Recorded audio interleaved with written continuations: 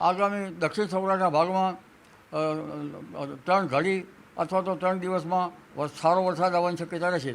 આ ઉપરાંત દક્ષિણ ગુજરાતના ભાગોમાં પણ સારો વરસાદ આવવાની શક્યતા રહેશે. હવે તારીખ 23 જૂનથી 26 જૂન સુધીમાં ચોમાસાનો વરસાદ ઘણા ભાગોમાં આવવાની શક્યતા રહેશે. આ ઉપરાંત કેટલાક ઝાપટા મધ્ય ગુજરાતના ભાગોમાં પણ પડવાની શક્યતા રહેશે. પરંતુ ઉલ્લેખનીય છે કે હવે સમુદ્રમાં ઊંચા મોજા ઉછળશે. માછીમારોએ હવે સાવધ રહેવું ઈષ્ટ રહેશે. કારણ કે હવે 29 જૂનથી લગભગ 7 જુલાઈ સુધીમાં ગુજરાતમાં અનરાધાર વરસાદ થવાની શક્યતા રહેશે. બંગાળ ઉપસાગરની સિસ્ટમ 28-29 તારીખે જે બની રહી છે તેના ભેજના લીધે મધ્યપ્રદેશના ભાગો, પૂર્વ ગુજરાતના ભાગોમાં પણ સારો વરસાદ થવાની શક્યતા રહેશે. કેટલાક ભાગમાં ભારે વરસાદ થવાની શક્યતા રહેશે. જ્યારે દક્ષિણ ગુજરાતના ભાગોમાં તો મુંબઈ વગેરે ભાગોમાં 7 થી 8 ઇંચ જેવો વરસાદ થવાની શક્યતા રહેશે. અને લગભગ સુરત, દક્ષિણ ગુજરાતના ભાગમાં ભારે વરસાદ થવાની શક્યતા રહે. આવા ડાંગ, વલસાડના કેટલાક ભાગમાં તો પૂર આવે તેવો વરસાદ થવાની શક્યતા રહે. મુંબઈમાં પણ ભારે વરસાદ થવાની શક્યતા રહે. જૂનાગઢના ભાગોમાં પણ ક્યાંક અતિ ભારે વરસાદ થવાની શક્યતા રહે. મધ્ય ગુજરાતના ભાગો, અમદાવાદ, ગાંધીનગરના ભાગો, ભરૂચના ભાગો, મહીસાગરના ભાગોમાં પણ ભારે વરસાદ થવાની શક્યતા રહે. લગભગ ખાસ કરીને મધ્ય ગુજરાતના આણંદ, વડોદરાના ભાગો, મહીસાગરના ભાગોમાં ભારે વરસાદ થવાની શક્યતા રહે. ભરૂચના ભાગોમાં અતિ ભારે વરસાદ થવાની શક્યતા રહે. ઉત્તર ગુજરાતના કેટલાક ભાગમાં વરસાદ થવાની શક્યતા રહે.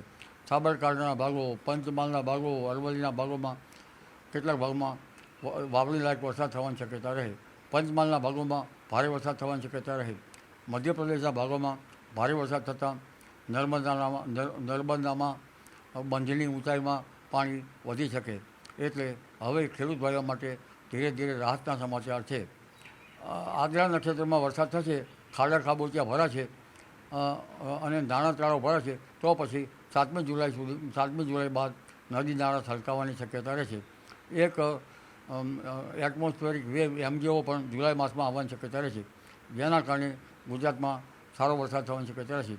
જો કે 1997 વર્ષ અલ નીનોનું હતું અને સ્ટ્રોંગ અલ નીનો હોવા છતાં જૂન મહિનામાં એટલો બધો વરસાદ પડેલો કે છેક ઉત્તર ગુજરાતથી લઈને ગુજરાતના ઘણા ભાગો જળમગ્ન હતા.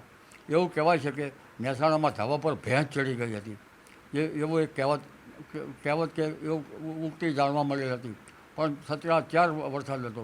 એટલે અલ નીનો વર્ષમાં ભારે વરસાદ આવે તેવું નથી, પણ એ વખતે સ્ટ્રોંગ આઈઓડી હતી. એટલે હમણાં આ વખતે છેક 7મી જુલાઈ સુધીમાં ભારે વરસાદ થવાની શક્યતા રહેશે. ત્યારે જુલાઈ બાદ અલ નીનો પહેલાં જેવો આવતા અને અલ નીનોની અસર તો થોડી કહેવાની શક્યતા રહેશે, પરંતુ એટમોસ્ફિયરિક વેવ આવતા વરસાદ સારો થવાની શક્યતા રહેશે. જુલાઈના બીજા સપ્તાહમાં પણ વરસાદ થવાની શક્યતા રહેશે. 20મી જુલાઈ બાદ ઉત્તર ભારતમાં સારો વરસાદ થવાની શક્યતા રહે. અલ નીનોની અસર તળે વચ્ચે બ્રેક આવે ત્યારે ખેડૂત ભાઈઓએ પિયત વ્યવસ્થાપન કરવું સારું રહે. ખાસ કરીને ઓગસ્ટ માસથી ધીરે ધીરે સપ્ટેમ્બરમાં અલ નીનોની ઘાતક સ્થિતિ અનુભવાય. આ વખતે છે વરસાદ તો ઓક્ટોબર સુધી થતો રહેશે. અષાઢી બીજમાં ચંદ્ર જોવામાં આવતો હશે. અષાઢી બીજે સમી સાંજે જો સર્પા આકારની સફેદ વીજળી થાય તો સારો વરસાદ આવવાની શક્યતા રહે. અષાઢી બીજે ક્યાંક ઝાપટા તો પડતા જ હોય છે, પરંતુ જો બીજીની સમી સાંજની વીજળી જોવી, સમી સાંજની વીજળી થાય અને પાંચમની વીજળી થાય તો અષાઢ મહિનામાં સારો વરસાદ આવતો હોય છે. પણ આ બંને વીજળી ના થાય તો નોમે નિરખી જો તો નોમની વીજળી જોવાની હોય છે.